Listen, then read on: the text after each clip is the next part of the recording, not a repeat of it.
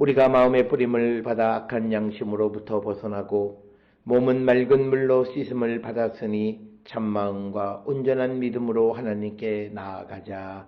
아멘. 전능하사 천지를 만드신 하나님 아버지를 내가 믿사오며 그 외아들 우리 주 예수 그리스도를 믿사오니 이는 성령으로 잉태하사 동정녀 마리아에게 나시고 본디오 빌라도에게 고난을 받으사 십자가에 못 박혀 죽으시고 장사한 지 사흘 만에 죽은 자 가운데서 다시 살아나시며 하늘에 오르사 전능하신 하나님 우편에 앉아 계시다가 저리로서 산자와 죽은 자를 심판하러 오시리라. 성령을 믿사오며 거룩한 공예와 성도가 서로 교통하는 것과 죄를 사하여 주시는 것과 몸이 다시 사는 것과 영원히 사는 것을 믿사옵나이다. 아멘.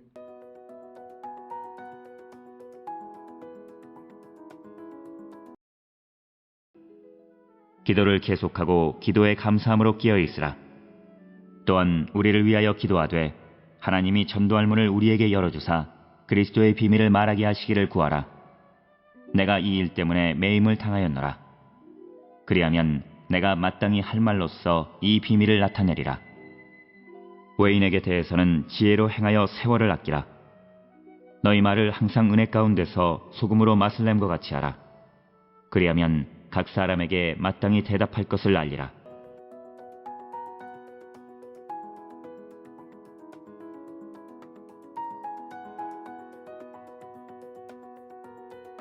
오늘 우리가 함께 읽은 골로새서 4장 2절로부터 6절에 있는 말씀은 사도 바울이 골로새 교회 성도들에게 여러 가지 주제에 대해서 권면의 말씀을 기록하고 있는 것이 2절로부터 6절의 말씀이 되겠습니다.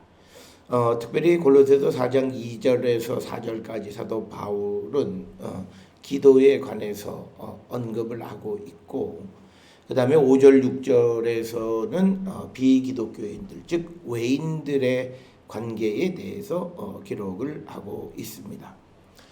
이 골로새서 4장 2절로부터 6절에 있는 말씀은 에베소서 6장 18절로부터 20절에 기록되어 있는 내용과 매우 유사합니다. 바울은 자주 그 자신과 동료들을 위해서 기도해달라라고 하는 그런 기도의 부탁을 자주 하는 것을 우리가 로마서 1장 30절이나 데살로니가전서 5장 25절 그리고 데살로니가후서 3장 1절 등에서 우리가 찾아볼 수 있습니다. 그런 권면의 말씀 가운데 처음 골로새서 4장 2절에서 기도를 계속하고 기도에 감사함으로 깨어 있으라. 그리고 3절에서도 우리를 위하여 기도하되 하나님의 전도할 문을 우리에게 열어주사 그리스도의 비밀을 말하게 하시기를 구하라. 내가 이 일 때문에 매임을 당하였노라. 그래서 2절 3절에서 사도 바울이 강조하는 것은 기도다라고 하는 겁니다. 바울에게 있어서 이처럼 기도를 강조하는 것은 모든 일의 성취를 위해서 기도와 그 기도를 통한 그리스도의 도움이 절대적으로 필요하다라고 하는 그런 생각을 가지고 있었기 때문에 바울은 이 골로새 교회 성도들에게도 지속적인 기도의 부탁을 하고 있는 것을 우리가 볼 수 있습니다. 이처럼 바울이 기도를 중요하게 여겼기 때문에 오늘 골로새서 4장 2절 말고도 우리가 이 데살로니가전서 5장 25절이나 또는 로마서 15장 30절, 고린도후서 1장 11절, 에베소서 6장 18절에서 19절, 또 빌립보서 1장 19절, 데살로니가후서 3장 1절, 그리고 히브리서 13장 18절 등 대략 한 7, 8군데에서 바울은 계속적인 기도를 부탁하고 강조하는 것을 우리가 볼 수 있습니다. 오늘 주시는 3절에서 보면 하나님이 전도할 문을 열어주시기를 위해서 여기서 문이라고 하는 것은 선교 활동을 지칭하는 그런 용어로 우리가 이해할 수 있습니다. 따라서 바울이 기도 부탁했던 것에 가장 중요한 것은 그를 하나님께서 이방인의 사도로 부르셨기 때문에 그 직분을 잘 감당할 수 있고 그 감당할 수 있기 위한 선교의 문이 활짝 열려질 수 있기 위해서 기도 부탁을 했다. 그리고 사도 바울은 전도할 문이 열리면 그리스도의 비밀, 즉 예수 그리스도의 십자가의 죽음과 부활을 통한 이방인의 구원에 관한 하나님의 섭리를 전하는 그 일을 그가 최선을 다할 것이며 그 이방의 복음을 전하는 것 때문에 현재 자기가 옥살이 중이다 이렇게 언급하고 있습니다. 따라서 바울은 앞에서도 말씀을 드렸듯이 이 기도라고 하는 것이 얼마나 소중한 것이고 특별히 그리스도의 비밀 즉 십자가에 달려 돌아가심으로 인종에 관계없이 누구든지 예수 그리스도를 믿기만 하면 구원에 이르게 된다라고 하는 그 비밀을 전하는 그 문이 활짝 열려지기 위해서 항상 기도해 달라라고 하는 이런 부탁. 오늘 주시는 골로새서 4장 2절에 3절의 말씀을 통해서 우리가 항상 하나님 앞에 기도할 때 우리는 이제 예수 그리스도로 인해서 새 생명을 얻었고 이제 그리스도의 비밀을 세상에 전해야 될 자들인데 우리가 그 전하는 사명을 위해서 얼마나 기도하고 있는가, 전도의 문을 위해서 얼마나 기도하고 있는가 하는 것을 다시 한번 돌아보면서 우리도 바울처럼 전도할 문이 열려지기 위해서 기도하고 그것을 위한 중보의 기도를 부탁하는 그런 성도의 삶을 살아가는 우리 모두가 될 수 있기를 주의 이름으로 축원합니다. 뿐만 아니라 바울처럼 우리도 기도가 모든 일에 얼마나 소중한 것인가를 분명히 깨닫고 항상 모든 일을 하는 데 있어서 기도를 중심으로 행할 수 있는 그런 믿음의 성도들이 될 수 있기를 결단하는 우리 모두가 되었으면 합니다. 그래서 이제 이 기도하고 전도의 문이 열리면 이 비밀을 나타낼 것이다 이렇게 말씀을 하고 이제 5절 6절에서는 외인 즉 그리스도인이 아닌 사람들에 대해서 언급을 하고 있습니다. 오늘 주시는 본문 5절에 외인에게 대해서는 지혜로 행하여 세월을 아끼라. 즉 믿지 않는 자들에 대해서 지혜롭게 처신하고 시간을 잘 쓰라고 이야기합니다. 오늘 주시는 본문의 외인은 교회 밖의 사람을 뜻하는 것이 되겠고요. 우리가 사도 바울은 골로새서 4장 5절을 에베소서 5장 15, 16절의 내용을 축약적으로 기록하고 있고 그래서 우리가 외인들에 대해서 지혜 없는 자처럼 하지 말고 지혜 있는 자처럼 세월을 시간을 아끼라 이렇게 권면을 하고 있고 특별히 우리가 데살로니가 전서 4장 11, 12절에서는 외인들에 대해서 우리가 품위 있게 처신하라 이런 권면의 말씀도 우리에게 주시는 것을 우리가 보게 됩니다. 따라서 우리가 자기 일을 최선을 다하면서 그리고 외인들에 대해서 품위 있게 행동할 것을 강조하고 있는 말씀이고 특별히 오늘 주시는 말씀에서 세월을 아끼라라고 하는 것은 모든 기회를 선용하라고 하는 겁니다. 즉 믿지 않는 자들 외인들에 대해서 복음을 전하는 데에 우리가 모든 노력을 다하는 자들이 되어야 한다라고 하는 것이 오늘 우리에게 주시는 말씀이 되겠습니다. 따라서 오늘 주시는 이 본문의 말씀을 통해서 우리가 외인들에 대해서 어떻게 행동해야 된다. 우리는 흔히 자신의 육신적인 삶을 살아가면서 믿지 않는 자들을 위한 삶이라는 변명을 하지만 오늘 사도 바울은 좀 더 구체적으로 지혜롭게 행하고 세월을 아껴서 그들에게 복음 전하는 일을 감당해야 한다라고 하는 것이 오늘 주시는 말씀이 되겠고요. 그러면서 6절에 구체적으로 너희 말을 항상 은혜 가운데에서 소금으로 맛을 낸 것 같이 하라. 그리하면 각 사람에게 마땅히 대답할 것을 알리라. 골로새 교회 성도들에게 말을 할 때 항상 은혜롭고 또 소금으로 맛을 내는 것 같은 그런 대답을 하는 자가 되어야 함을 강조하고 있습니다. 특별히 은혜 가운데에서라고 하는 것은 이것을 직역하면 너희 말을 항상 감사하는 가운데에서 소금으로 맛을 낸 것 같이 하라라고 하는 이런 뜻으로도 번역을 할 수 있습니다.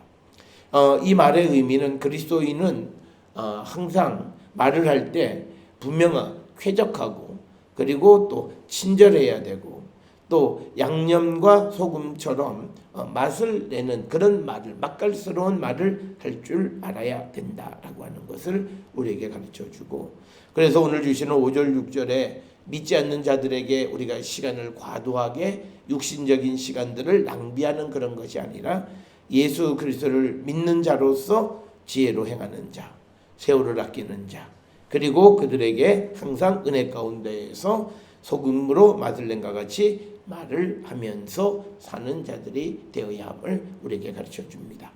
오늘 주시는 골로새서 4장 2절로부터 6절의 짧은 말씀을 통해서 바울의 삶의 주된 관심이 무엇인가 라고 하는 것을 우리에게 분명히 가르쳐 줍니다.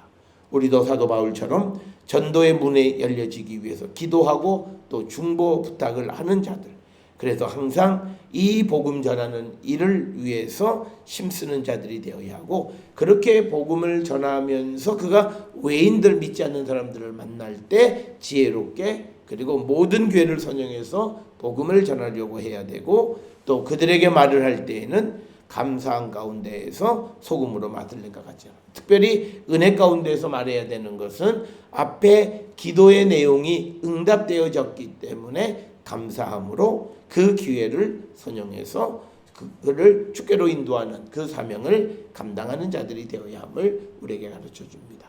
오늘 주시는 말씀을 마음에 새기면서 우리도 바울처럼 전도에 우리의 삶의 중심이 놓여질 수 있기를 결단하는 성도들 되어야 하고, 또 우리는 이 일을 위해서 항상 기도하는 자가 되기를 결단하는 우리 모두가 될 수 있기를 주의 이름으로 축원합니다. 기도하시겠습니다. 사랑과 은혜가 충만하신 아버지 하나님, 우리의 삶이 항상 복음을 전하는 삶에 집중되게 하여 주시옵고, 항상 외인들에게 복음을 전하는 삶을 사는 우리 모두가 되게 축복하여 주시옵소서. 예수님의 이름으로 기도드렸사옵나이다. 아멘.